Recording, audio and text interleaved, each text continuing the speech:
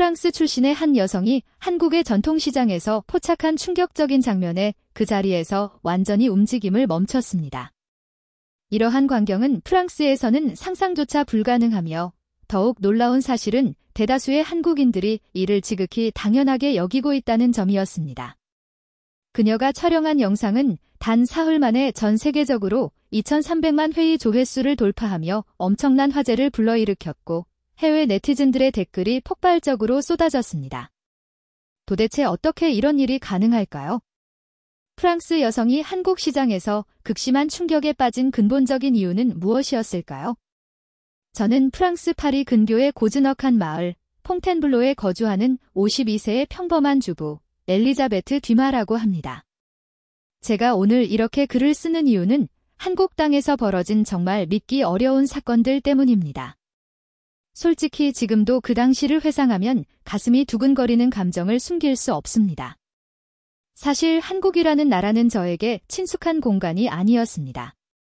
그저 제 딸 로라가 서울에서 어학연수 과정을 밟고 있었기 때문에 가끔 화상통화를 통해서만 그 나라의 단편적인 모습을 엿볼 수 있을 뿐이었습니다.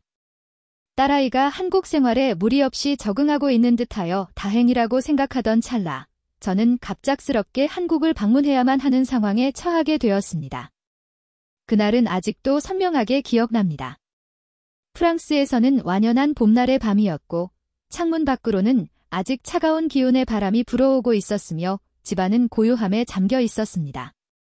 저는 평소처럼 깊은 수면에 빠져 있었는데 새벽 3시경 갑작스럽게 울려 퍼지는 전화벨 소리에 잠에서 깨어났습니다. 처음에는 꿈을 꾸는 줄 알았습니다. 누가 이런 시간에 연락을 하겠습니까?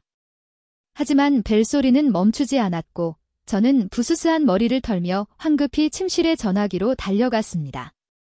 심장은 이미 빠르게 박동하고 있었습니다. 새벽에 걸려오는 전화는 대개 불길한 소식과 연결되기 때문입니다. 수화기를 드는 순간 딸의 목소리가 들려왔는데 평소와는 완전히 달랐습니다. 목소리는 떨리고 있었으며 마치 울음을 애써 참고 있는 듯 했습니다. 엄마, 저 몸이 너무 많이 안 좋아요. 너무 아파서 혼자 있는 게 두려워요. 그 말을 듣는 순간 제 온 세계가 무너지는 듯한 충격을 받았습니다. 심장이 쿵 하고 아래로 내려앉으면서 다리에 힘이 풀렸습니다. 뭐라고? 많이 아프다고? 저는 믿을 수 없다는 듯이 재차 되물었습니다. 제 목소리는 떨렸고 딸 로라의 대답은 제 마음을 더욱 불안하게 만들었습니다. 갑자기 배가 너무 아프고 어지러워서 혼자서는 감당하기 어려울 것 같아요. 병원에는 다녀왔는데 엄마가 너무 보고 싶어요. 딸의 목소리는 점차 작아졌습니다. 멀리 한국에서 홀로 고통스러워할 딸을 생각하니 가슴이 찢어지는 듯한 고통이 느껴졌습니다. 아무리 침착함을 유지하려 노력해도 손은 덜덜 떨렸고 전화기를 제대로 잡는 것조차 힘들었습니다. 정확히 어떤 증상이야? 의사는 뭐라고 하니? 저는 연달아 질문을 쏟아냈지만 딸 역시 갑작스러운 일에 정확한 상황 파악을 하지 못하고 있었습니다. 다만 혼자서는 도저히 감당하기 힘들 것 같다며 저에게 도움을 간청했습니다. 프랑스에서 한국까지는 실로 엄청난 거리였습니다. 지구 반대편이라고 해도 과언이 아닐 정도였습니다. 저는 떨리는 손으로 노트북을 켜고 가장 빠른 비행기 표를 검색하기 시작했습니다. 하지만 당장 출발할 수 있는 비행편은 없었습니다. 가장 신속한 비행기조차도 이틀 뒤에야 있었습니다. 이틀이라니요. 그 긴 시간을 딸이 홀로 견뎌낼 수 있을까요?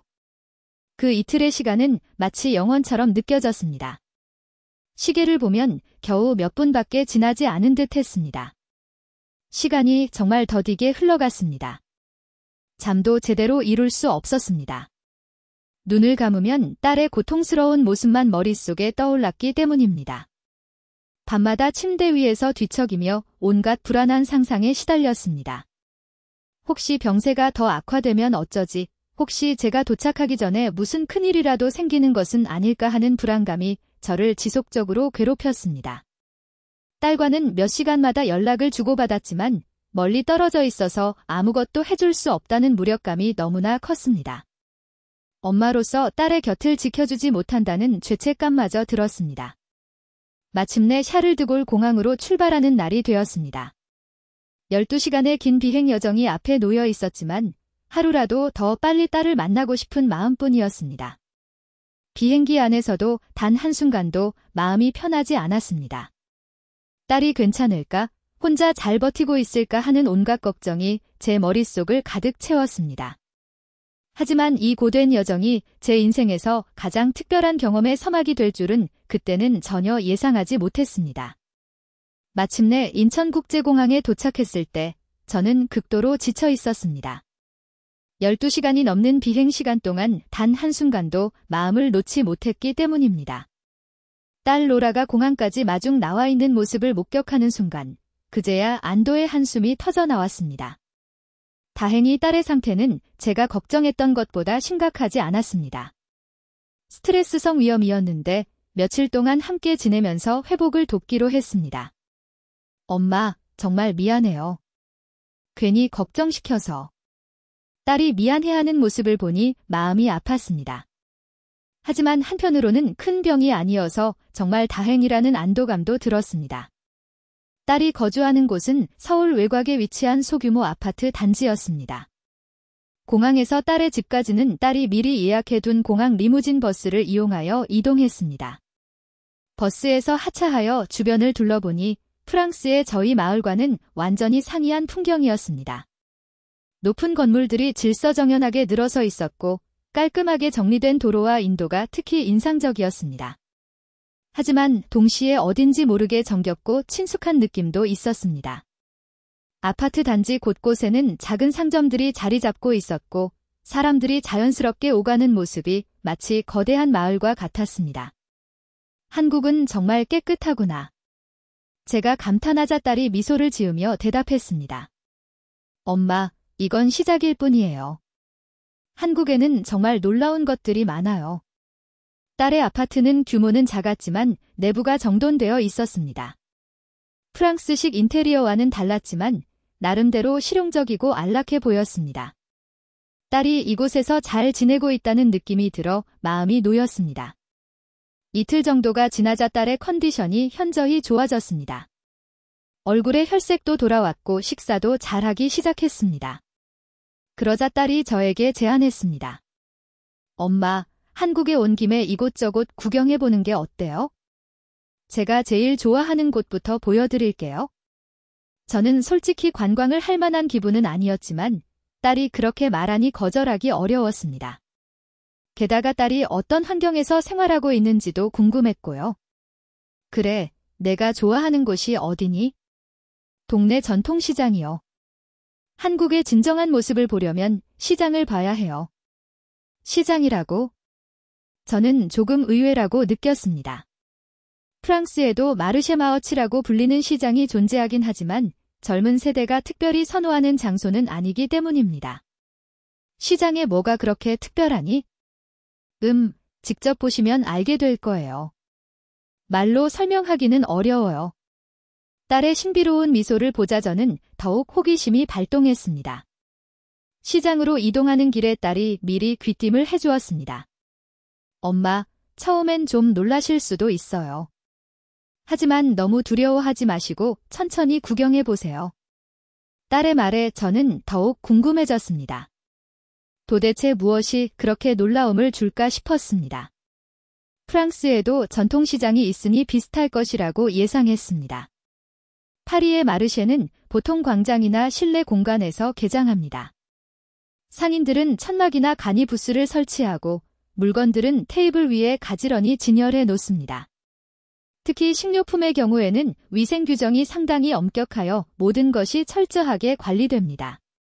하지만 시장 입구에 들어서는 순간 저는 완전히 얼어붙고 말았습니다.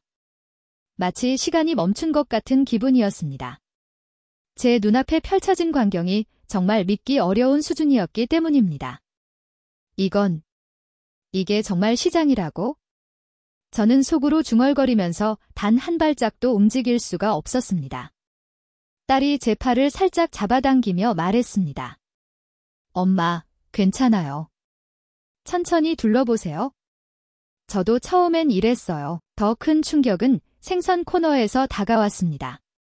제 발걸음이 저절로 그쪽으로 향했습니다.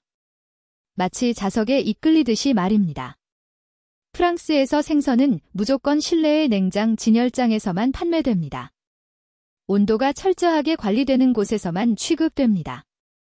파리의 시장에서도 생선 가게는 별도의 실내 공간에 위치하며 모든 해산물은 얼음 위에 놓이거나 냉장고 안에 보관됩니다. 그런데 여기서는 실외에 놓인 얼음 위에서 팔고 있었습니다. 물론 천막은 설치되어 있었지만 완전히 개방된 공간이었습니다. 커다란 수조에서는 살아있는 물고기들이 팔딱팔딱 힘차게 뛰고 있었습니다. 광어, 우럭, 그리고 제가 이름조차 모르는 생선들이 활기차게 헤엄치고 있었습니다. 물도 깨끗해 보였고 물고기들도 건강해 보였습니다. 프랑스에서는 살아있는 생선을 시장에서 판매하는 경우가 거의 없습니다. 대부분 이미 손질된 것들을 냉장 상태로 판매하죠. 신선도를 위해서라고 하지만 사실 살아있는 생선을 다루는 것은 너무 번거롭고 비용도 많이 들기 때문입니다. 얼음이 가득 담긴 통 위에는 싱싱한 조개와 새우들이 마치 보석처럼 가지런히 진열되어 있었습니다. 조개들은 아직도 살아있어서 입을 벌렸다 닫았다 하고 있었고 새우들도 투명하고 신선해 보였습니다. 프랑스에서는 이런 해산물을 구매할 때 정말 조심스럽게 고릅니다. 조금이라도 신선도가 떨어지면 큰 문제가 발생할 수 있기 때문입니다. 그래서 대부분 진공 포장되어 있거나 최소한 비닐에 쌓여 있죠. 하지만 이 모든 것이 실외에서 그것도 완전히 밀폐되지 않은 환경에서 판매되고 있었습니다. 물론 위생관리는 철저하게 진행되는 것처럼 보였지만 프랑스의 기준과는 확연히 달랐습니다. 프랑스라면 이런 환경에서 신선식품을 판매하는 것은 법으로 엄격히 규제됩니다. 위생 당국의 까다로운 기준을 통과해야만 합니다. 그런데 여기서는 완전히 다른 방식으로 운영되고 있었습니다. 저는 순간적으로 현기증이 날 것 같았습니다. 프랑스에서는 절대로 상상할 수 없는 일이었습니다. 시장을 천천히 걸으면서 저는 계속해서 놀라운 광경들을 목격했습니다. 한 아주머니는 고급 포도인 샤인머스켓을 길바닥에 진열해 놓고 판매하고 계셨는데 한 봉지에 10,000원 정도였습니다. 이런 프리미엄 과일이 너무나 자연스럽게 판매되고 있었습니다. 특히 인상적이었던 것은 한 할머니가 운영하는 과일 가게였습니다. 할머니는 제가 외국인이라는 것을 단번에 알아보시고는 따뜻한 미소를 지으며 저에게 다가오셨습니다. 어디서 오셨어요? 딸이 통역을 해주자 할머니는 반가워하시며 딸기 하나를 따서 저에게 맛보라고 권하셨습니다. 저는 잠시 망설였습니다.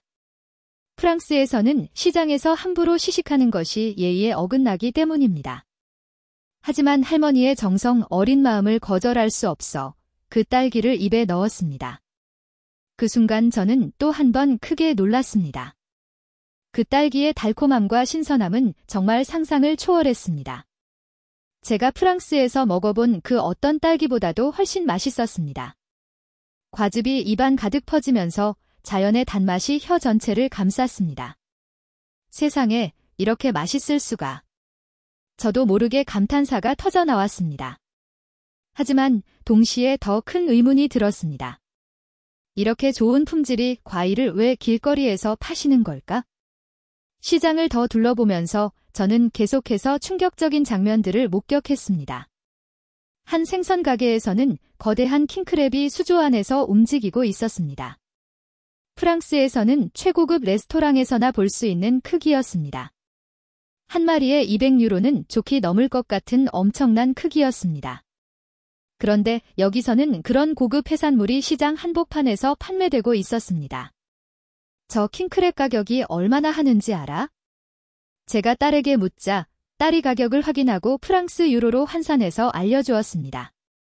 프랑스 현지 가격의 3분의 1 정도였습니다. 말도 안 돼. 이게 어떻게 가능하지? 살아있는 전복도 있었습니다. 전복들이 수조 안에서 꿈틀거리고 있었습니다. 프랑스에서는 브르타뉴 지방의 특별한 식당에서나 맛볼 수 있는 고급 해산물입니다. 그런데 더 놀라운 것은 손님들의 행동이었습니다. 손님들은 자연스럽게 과일을 직접 손으로 만져보고 골라가고 있었습니다. 상인들도 전혀 신경 쓰지 않는 듯 했습니다. 오히려 더 좋은 것을 골라주려고 도와주기까지 했습니다. 프랑스에서는 상품을 함부로 만지면 큰일 납니다. 특히 과일이나 채소는 더욱 그렇습니다. 집게나 비닐 장갑을 사용해야 하고 상인이 직접 골라서 봉투에 담아주는 것이 일반적입니다. 한 아이가 엄마와 함께 시장에 왔는데 포도알 하나를 따서 먹었습니다. 저는 순간적으로 긴장했습니다. 프랑스라면 상인이 노발대발할 상황이었기 때문입니다. 그런데 놀랍게도 상인 아저씨는 오히려 웃으면서 아이 머리를 쓰다듬어 주셨습니다. 그리고 엄마에게 아이가 좋아하는구나라고 말씀하시더군요. 엄마는 미안해하며 포도를 한 송이 사갔지만 전혀 불쾌한 기색이 없었습니다. 오히려 화기애애한 분위기였습니다. 채소 코너로 가니 더 놀라운 광경이 펼쳐졌습니다. 상추, 깻잎, 시금치 같은 잎채소들이 그냥 상자에 담겨 있었습니다. 프랑스에서는 이런 채소들을 반드시 비닐 포장하거나 최소한 물을 뿌려가며 신선도를 유지합니다. 그런데 여기서는 그냥 자연 상태 그대로 놓여 있었습니다. 하지만 신기하게도 모두 싱싱해 보였습니다. 고추, 마늘, 양파 같은 양념 채소들도 마찬가지였습니다. 프랑스에서는 이런 것들을 망에 담거나 포장해서 팔지만 여기서는 그냥 더미로 쌓아놓고 있었습니다. 이렇게 팔아도 상하지 않아? 제가 걱정스럽게 물었더니 딸이 웃으며 대답했어요. 엄마, 여기는 회전율이 엄청 빨라요. 아침에 들어온 물건이 오후면 거의 다 팔려요. 정말 딸의 말이 맞는 것 같았습니다. 제가 보는 동안에도 손님들이 계속 와서 채소들을 구매하고 있었거든요. 그런데 가장 충격적이었던 장면은 따로 있었습니다. 한 과일 가게 앞에는 맛보고 사세요라는 안내판이 있었습니다. 그리고 실제로 손님들이 포도알을 따 먹어보고 사과를 한 조각 잘라서 맛보고 있었습니다. 프랑스에서는 상상도 할 수 없는 일이었습니다.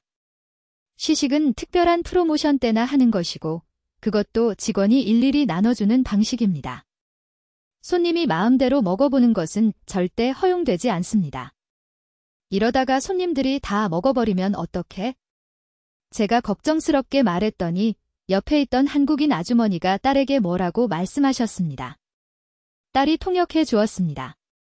맛있으면 사가고 맛없으면 안 사면 되죠. 서로 믿으니까 가능한 거예요. 서로 믿는다. 그 말이 계속 제 머릿속을 맴돌았습니다. 시장 한쪽에는 먹거리 장터도 있었습니다. 떡볶이, 순대, 튀김 같은 한국 음식들을 판매하는 곳이었습니다. 여기서도 충격적인 광경을 목격했습니다. 음식을 파는 아주머니들이 마스크도 쓰지 않고 모자도 쓰지 않고 있었습니다. 프랑스라면 즉시 영업정지 조치감입니다. 하지만 이상하게도 불결해 보이지 않았습니다.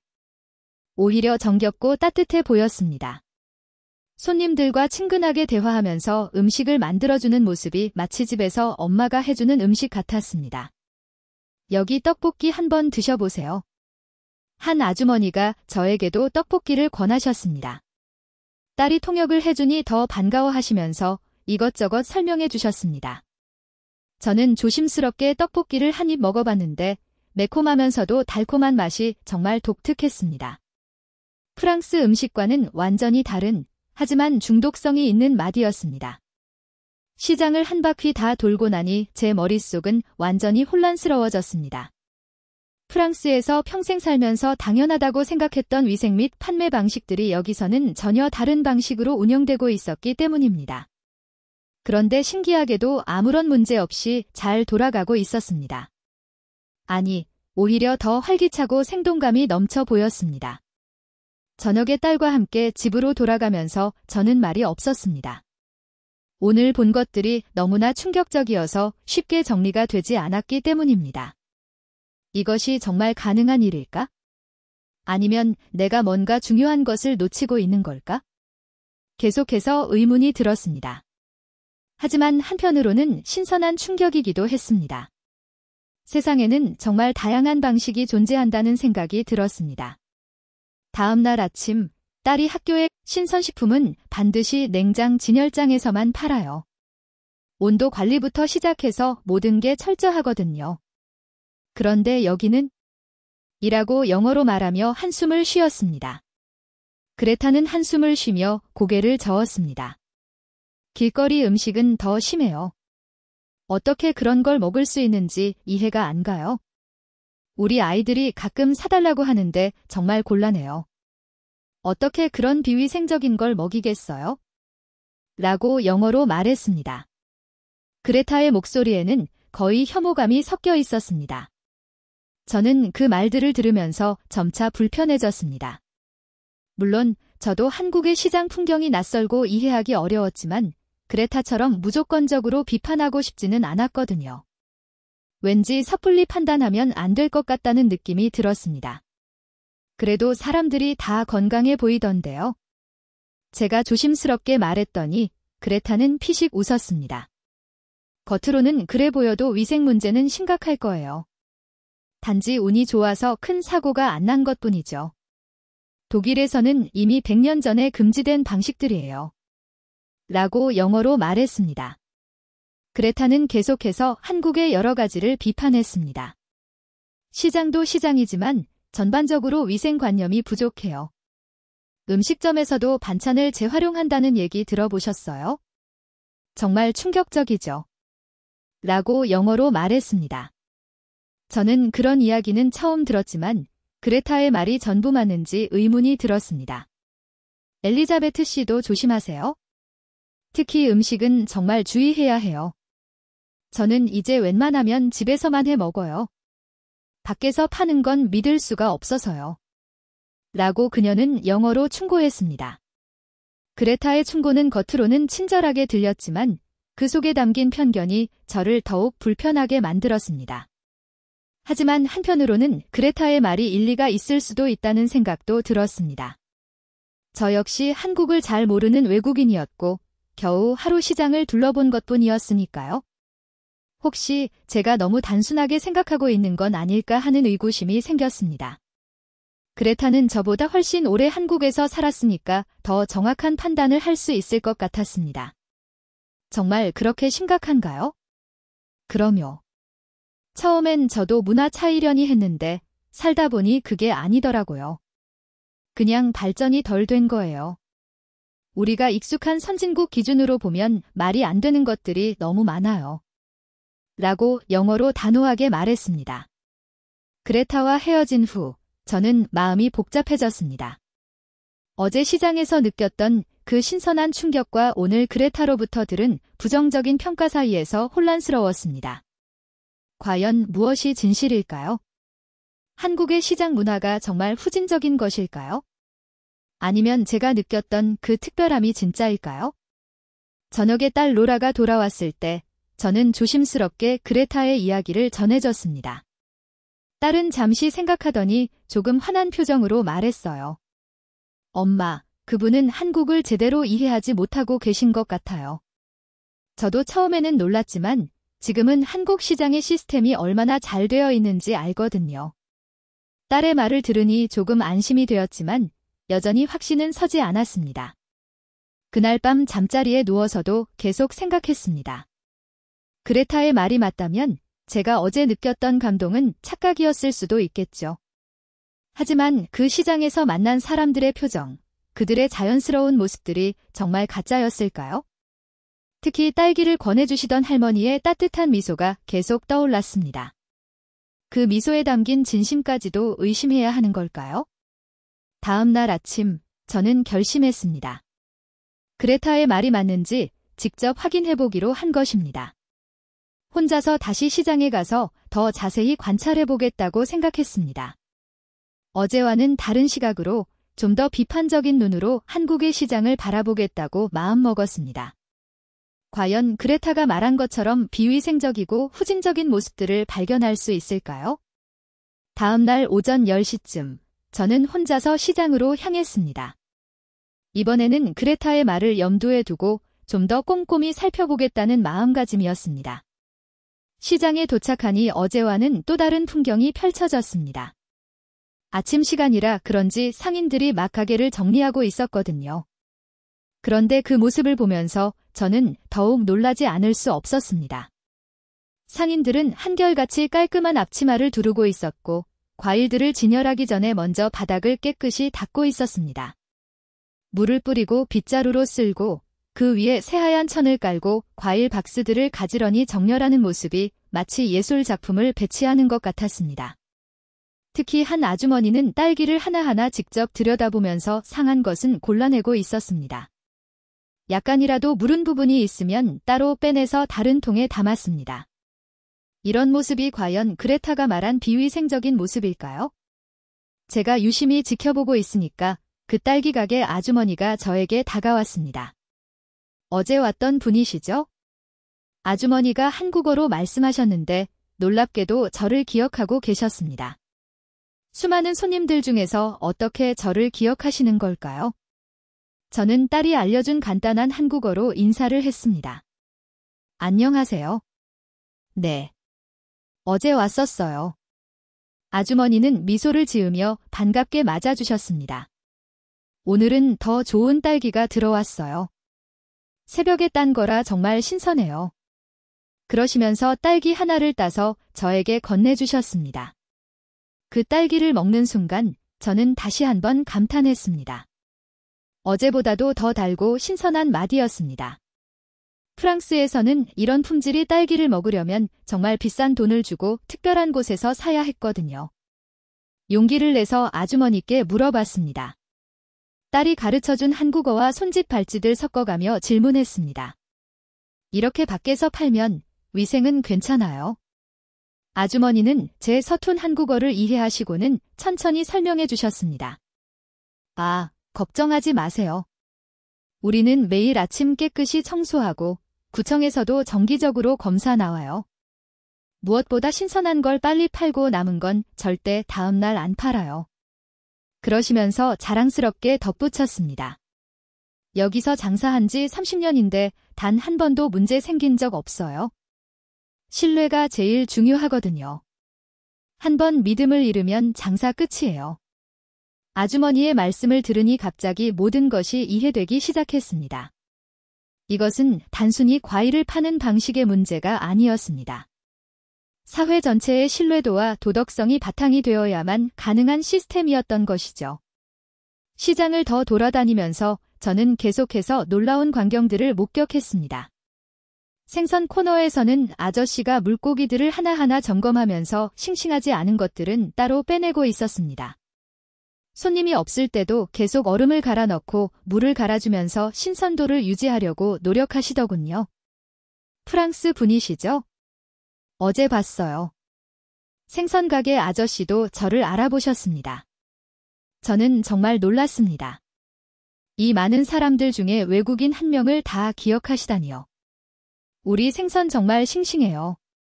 오늘 새벽에 노량진에서 직접 가져온 거예요.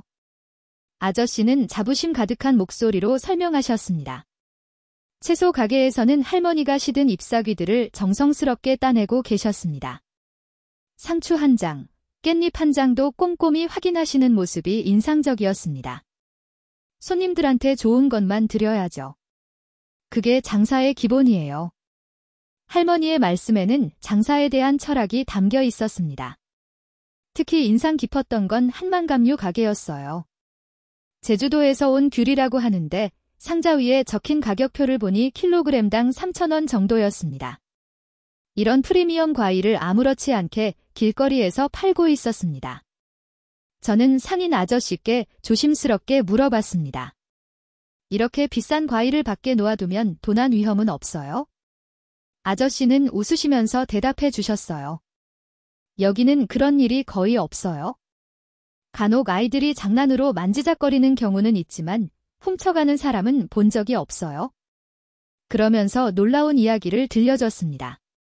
오히려 손님들이 너무 정직해서 깜짝 놀랄 때가 많아요. 거스름돈을 더 받았다고 돌려주러 오는 분들도 계시고 과일을 실수로 떨어뜨리면 미안하다고 돈 내고 가시는 분들도 많아요.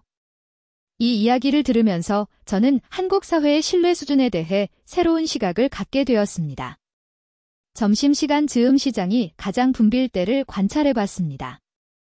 수많은 사람들이 오가면 프랑스에 있는 친구들도 한국에 대해 잘못 알고 있는 부분이 많을 테니까 진짜 모습을 보여주면 좋겠어요.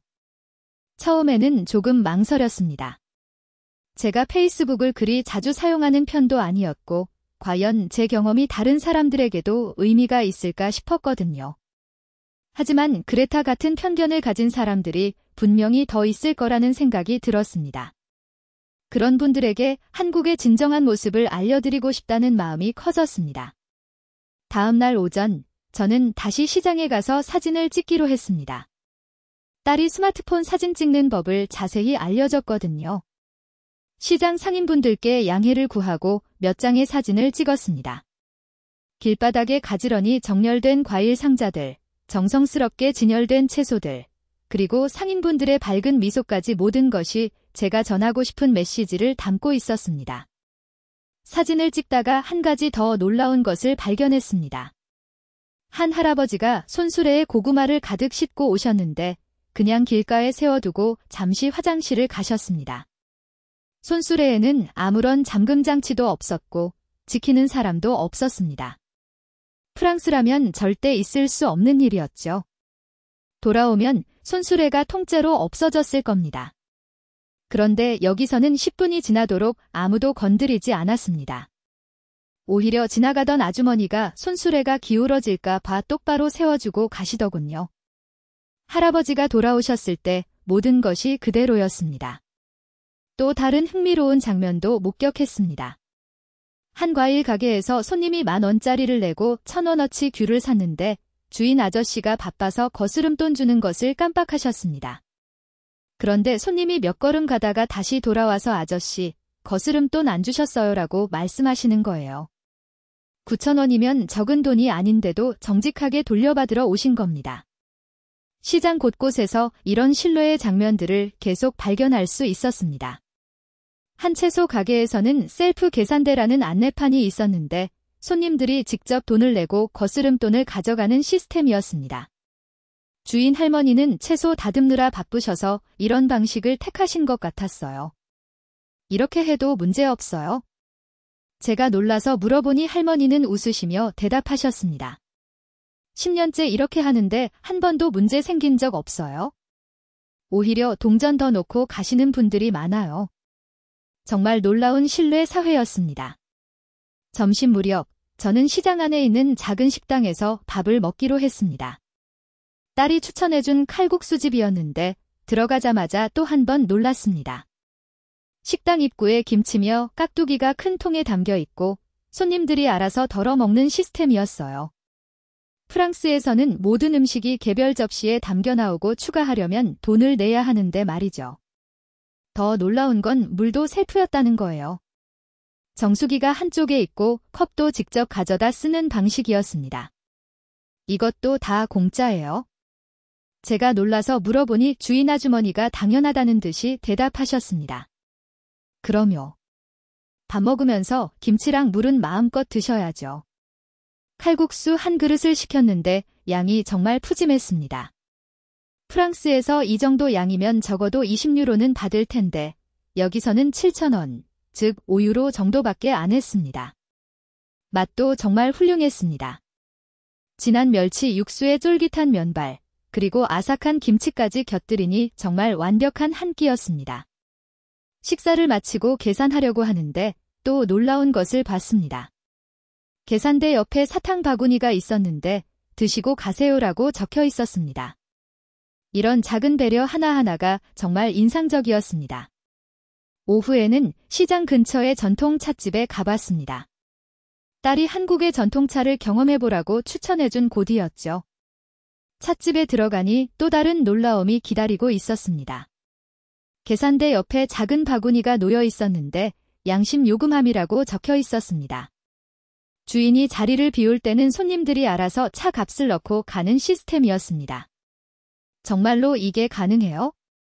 제가 놀라서 물어보니 찻집 주인 할머니가 미소를 지으며 대답하셨습니다. 30년 동안 이렇게 했는데 오히려 더 넣고 가시는 분들이 많아요.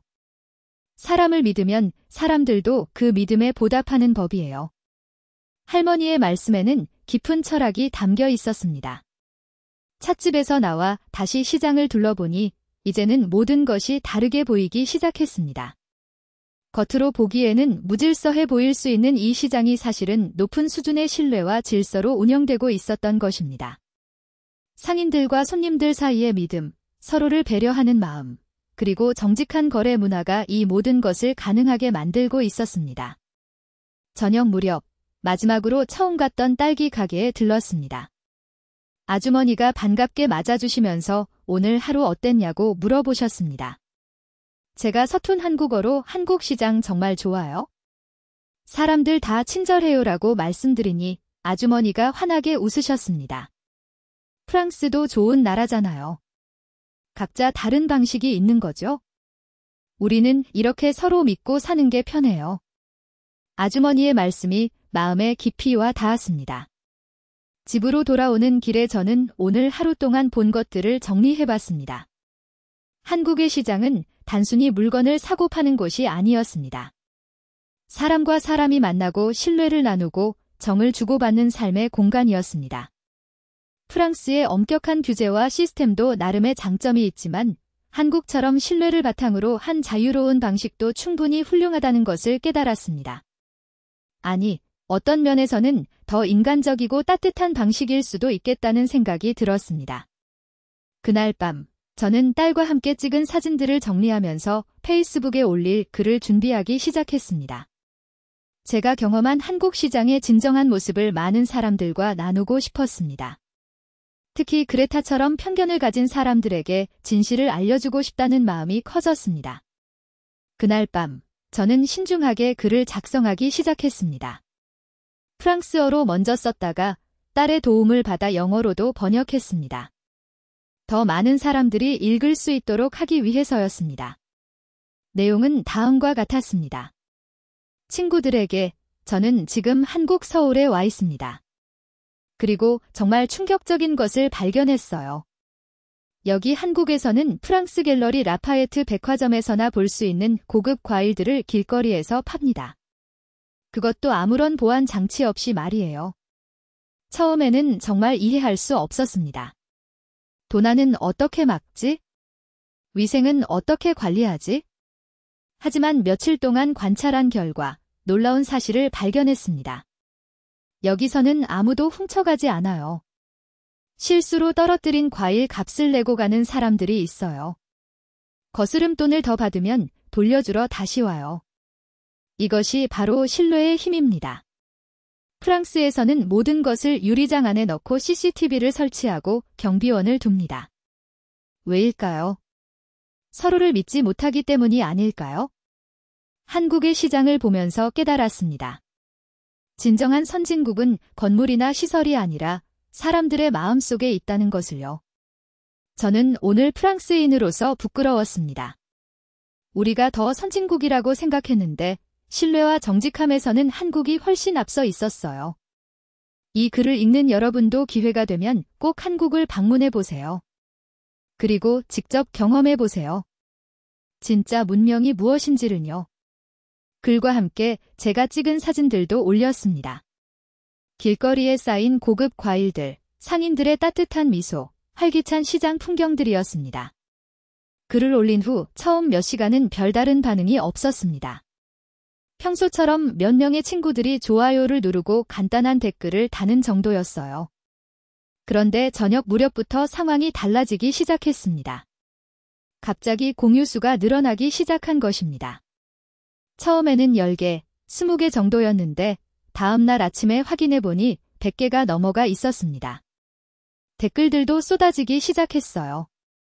정말이에요. 믿기 어렵네요. 저도 한국 가봤는데 정말 그래요? 놀라웠어요. 우리 프랑스도 배워야 할 점이 많네요. 이게 진정한 선진국인 것 같아요. 프랑스뿐만 아니라 벨기에, 스위스, 독일 등 여러 나라 사람들이 댓글을 달기 시작했습니다. 특히 한국에서 살아본 경험이 있는 분들은 제 글에 크게 공감하며 비슷한 경험담을 공유해 주셨습니다. 저도 한국에서 지갑을 잃어버렸는데 다음날 경찰서에서 찾았어요. 현금까지 그대로 있었죠. 한국 지하철에서 핸드폰을 두고 내렸는데 영무원이 보관하고 있었어요. 프랑스였다면 저는 뉴욕에 사는데 여기서는 정말 상상할 수 없는 일이네요. 한국이 그렇게 안전하고 신뢰할 수 있는 사회라니 꼭 가보고 싶어졌어요. 라고 영어로 쓰여 있었습니다. 런던에서는 과일 하나도 체인으로 묶어놓는데 한국은 정말 다른 세상 같아요. 라고 영어로 댓글이 달렸습니다. 도쿄도 안전하다고 생각했는데 한국의 신뢰 문화는 그 이상이네요. 놀랍습니다. 라고 일본어로 쓰인 댓글도 있었습니다. 한국 네티즌들의 반응도 뜨거웠습니다. 외국인의 시선으로 보니 우리가 당연하게 여긴 것들이 특별했네요. 이런 신뢰 문화를 계속 지켜나가야겠어요. 프랑스분이 이렇게 좋게 봐주셔서 감사합니다. 며칠 후에는 프랑스의 한 방송국에서도 연락이 왔습니다. 제 이야기를 다큐멘터리로 만들고 싶다는 제안이었습니다. 저는 갑작스러운 관심에 당황스러웠지만 한국의 아름다운 문화를 더 많은 사람들에게 알릴 수 있다는 생각에 기뻤습니다. 무엇보다 그레타 같은 편견을 가진 사람들이 제 글을 보고 생각을 바꿨으면 좋겠다는 마음이 컸습니다. 페이스북 글이 화제가 된 지 일주일쯤 지난 어느 날 오후, 저는 아파트 단지 앞 카페에서 딸 로라와 함께 차를 마시고 있었습니다. 그런데 갑자기 그레타가 저희 테이블로 다가오더군요. 표정이 평소와는 달리 어딘지 모르게 어색해 보였습니다.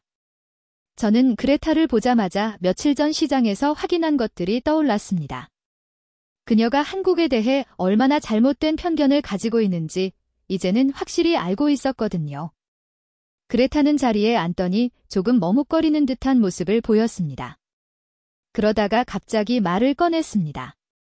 엘리자베트 씨, 페이스북에서 글을 봤어요.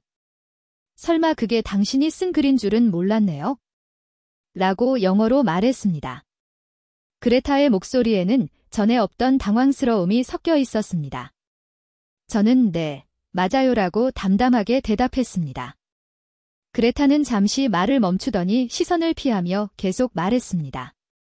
사실 저도 그 글을 보고 나서 다시 시장에 가봤어요. 라고 영어로 말했습니다. 그레타의 고백이 시작되었습니다. 처음에는 당신이 너무 감정적으로 쓴 글이라고 생각했거든요. 한국을 미화한다고. 하지만 직접 가서 자세히 보니까? 라고 영어로 말하며 말끝을 흐렸습니다. 제가 조용히 기다리자 그녀는 한숨을 쉬며 계속 말했어요. 제가 완전히 잘못 생각하고 있었던 것 같아요. 라고 영어로 인정했습니다.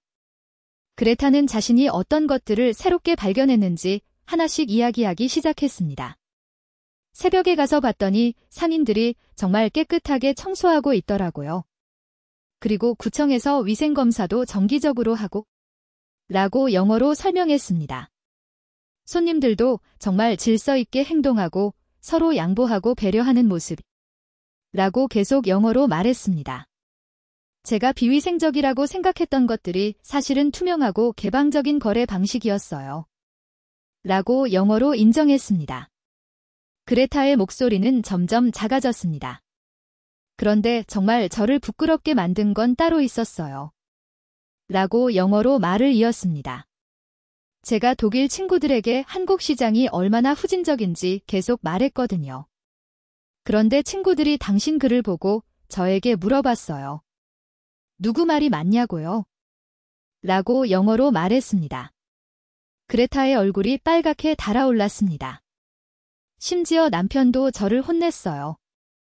회사 동료들이 당신 글을 보고 한국의 신뢰 문화에 대해 이야기하는데 제가 그동안 얼마나 편견에 사로잡혀 있었는지 깨달았다고요. 라고 영어로 말했습니다. 그레타는 점점 더 작은 목소리로 말했습니다. 사실 더 충격적인 건 제 아이들이 그동안 한국 친구들과 어울리지 못한 이유가 저 때문이었다는 거예요. 제가 계속 한국을 나쁘게 말하니까 아이들도 편견을 갖게 된 거죠. 라고 영어로 고백했습니다. 그 순간 저는 그레타가 진심으로 후회하고 있다는 것을 느낄 수 있었습니다. 엘리자베트 씨, 정말 미안해요. 제가 한국에 대해서 그리고 당신이 느낀 감동에 대해서도 너무 쉽게 판단했던 것 같아요. 라고 영어로 사과했습니다. 그레타의 눈가가 촉촉해졌습니다. 이제야 깨달았어요. 진짜 문제는 한국이 아니라 제 편견이었다는 것을요. 제가 독일의 기준만 옳다고 생각하고 다른 문화를 이해하려고 하지 않았어요. 라고 영어로 말했습니다. 저는 그레타의 진심 어린 사과를 들으며 복잡한 감정이 들었습니다.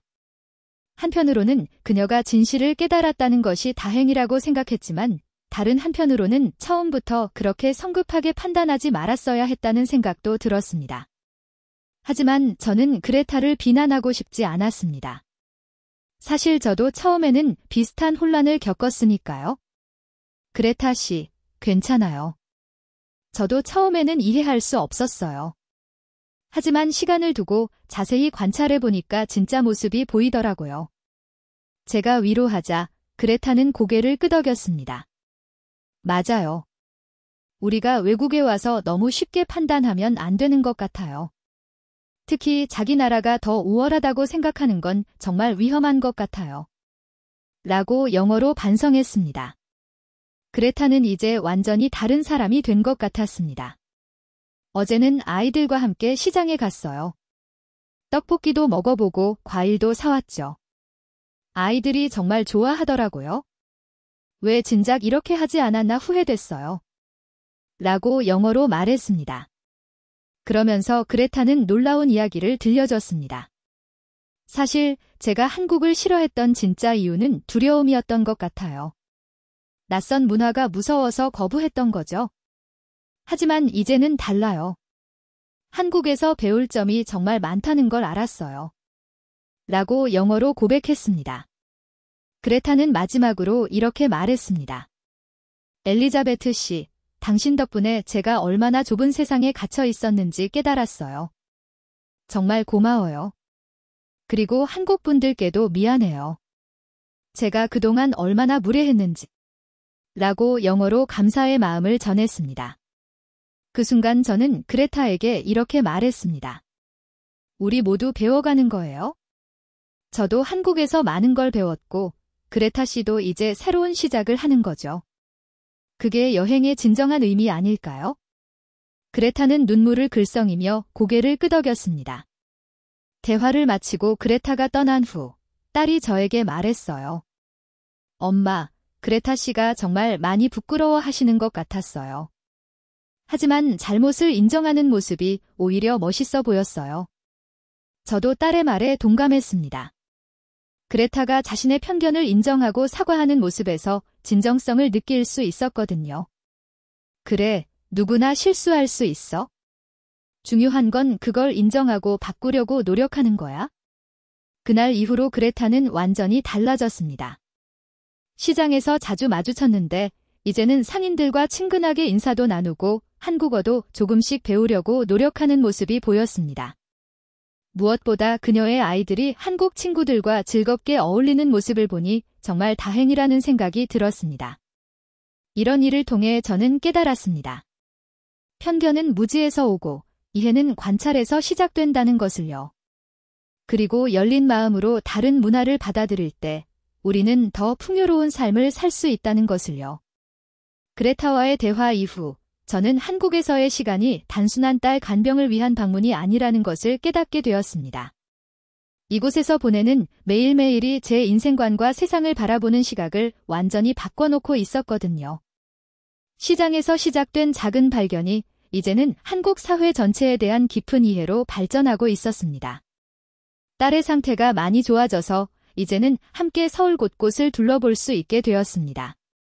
딸이 저를 데리고 간 곳들에서 저는 계속해서 놀라운 경험들을 하게 되었습니다.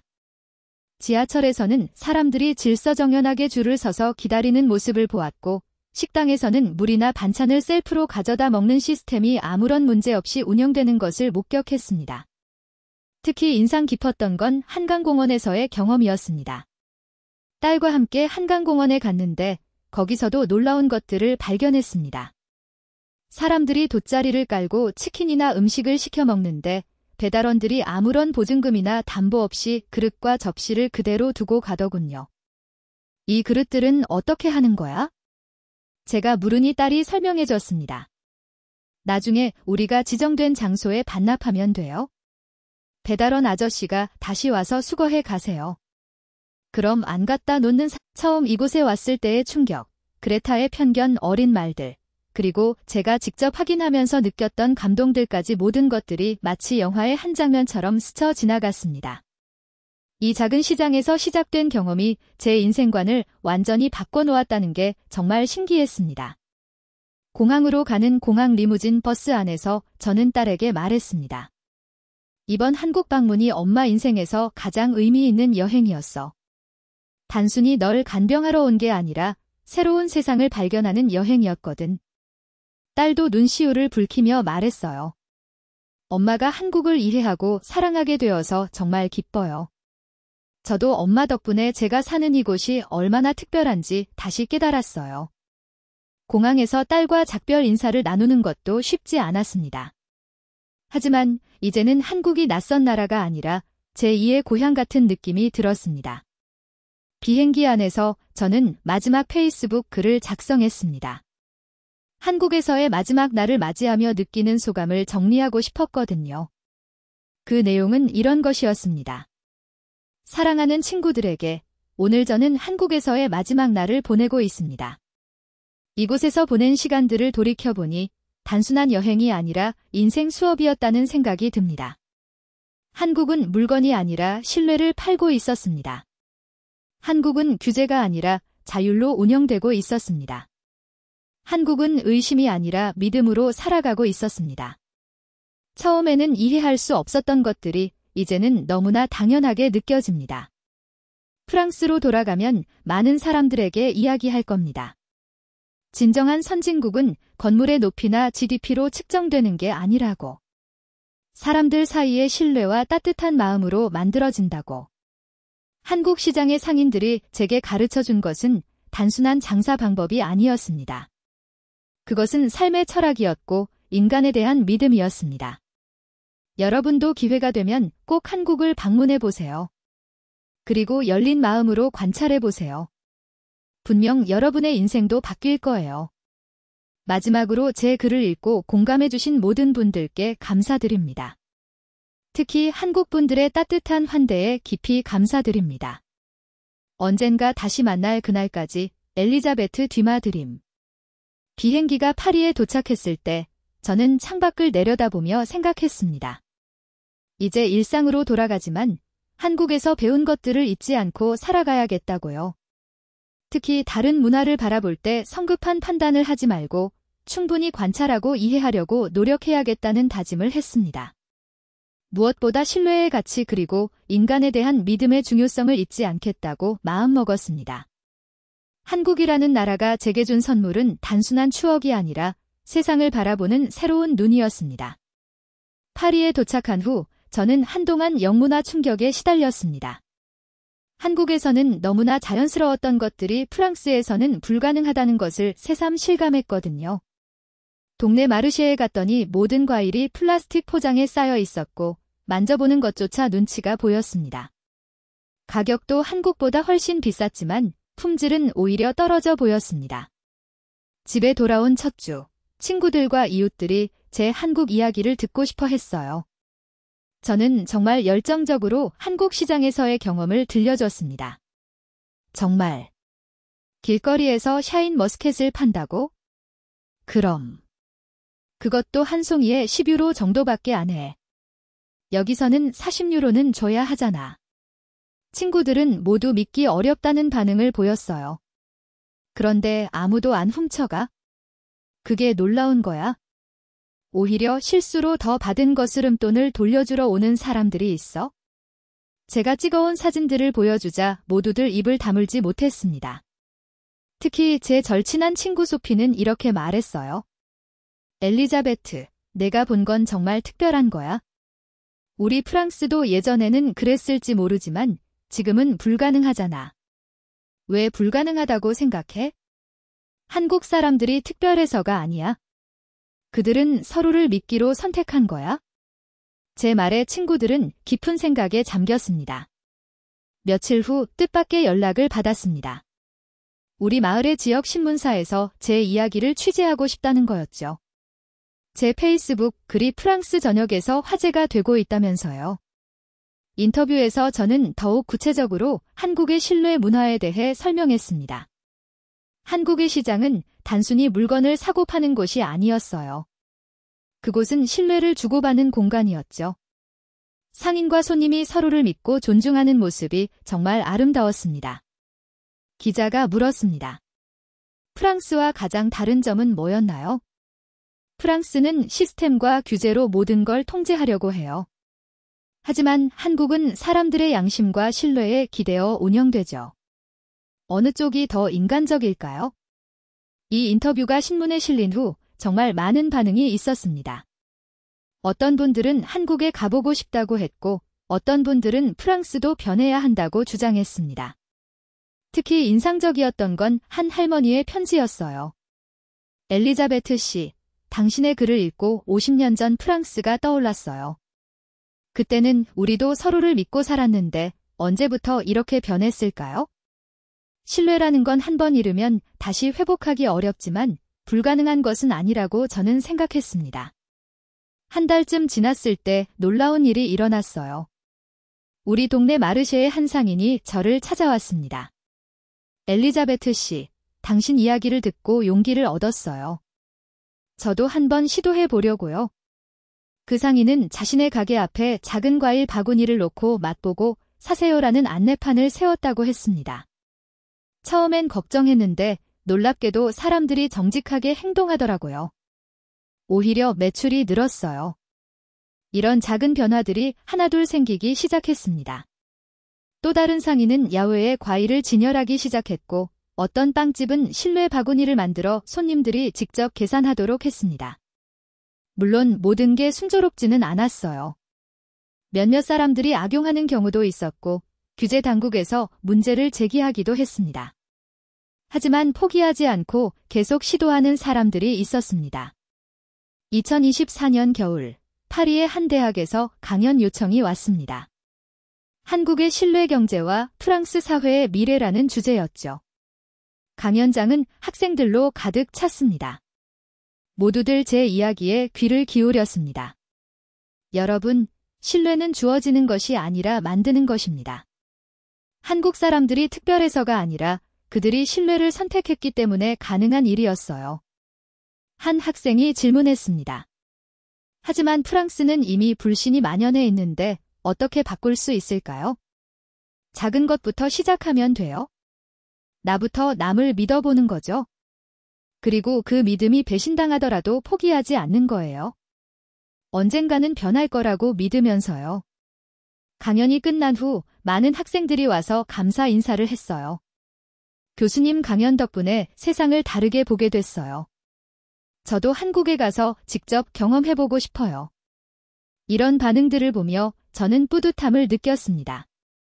2025년 봄이 되자 제 주변에는 작지만 의미 있는 변화들이 일어나고 있었습니다. 우리 동네 마르쉐에는 예전보다 훨씬 활기차졌고 상인과 손님들 사이에 따뜻한 정이 오가기 시작했습니다. 물론 아직도 한국처럼 완전한 신뢰 사회는 아닙니다.